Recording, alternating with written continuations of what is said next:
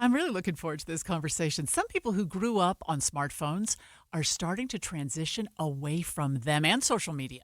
Joining me now live to talk about her General Conference special, Unplugging from Social Media, Moving Back to the Dumb Phone, is the producer for David Dujanovic, Caitlin Johnston. You're also hosting this show, right, Yes, Caitlin? me and Jessica Lowell. This is a fascinating concept to me, that younger people, so we're talking millennials and Gen Z, that maybe some of you have had enough of social media. Yes, we have a complicated relationship. I'm 30 years old, so I was very passionate about this topic. And, we grew up without a life online. It came into our lives around junior high, high school, and it was an amazing thing. And now it's kind of become too much. So the whole purpose of me wanting to do this special was I felt like I didn't have control of my screen time and my phone and social media.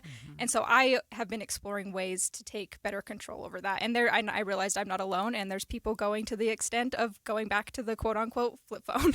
Really? So they're Yeah. selling their iPhones. Yeah, and some of them didn't totally get rid of it. Some of them are going a full shift, but there's challenges that come with that too. It's more than just social media; it's a tool. Right. So, you use it to pay for things. And or directions, GPS. Directions. Think about all of the stuff you use it for that you may not realize. For me, that would be the biggest struggle. I think. Have you ever done a social media fast? Yes, that's part of the reason I wanted to do this. Is I decided to delete all of my apps off of social media, and I work in media. It's a little hard to be completely offline, but I Yeah. tried really hard for a month to do that, and I learned so much, and just I was amazed by how much space opened up in my mind. And I speak to a licensed psychologist with Huntsman Mental Health Institute in the special about all the things that social media is doing to our brains, and really just ways we can take better control over that if we can't give it up completely. Yeah.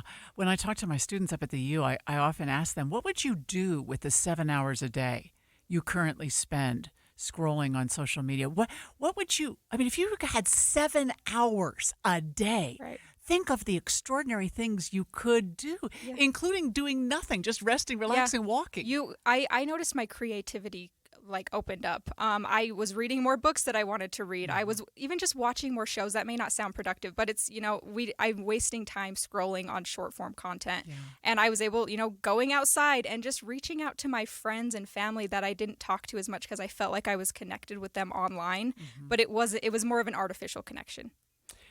I when I talk to young people, sometimes their belief, and tell me if you believe this, is that social media is inevitable. But since I'm so old, social media has only been around. I have sweaters that are older than social media. So I wonder, do you see this as something that there's going to be a revolution against? I can feel it coming. I feel my generation getting overwhelmed. I don't know if it's a complete, blackout, not being online, but there is some sort of balance that needs to happen.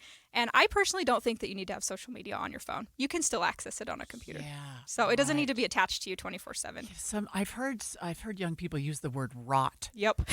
That made me sad when I first heard it. Yeah, Caitlin. we use it jokingly. It's like, you have a rot day, and that's just a day you kind of recruit, but you're really just not doing anything productive at all, and you're essentially rotting. But the doom scroll is a big part of an activity that you do when you're rotting, and I don't enjoy that part of it. What time does the special air? It will be Saturday at 1 p.m. I can't wait for that. Saturday at 1 p.m. Unplugging from social media. Thank you, Caitlin. Yep.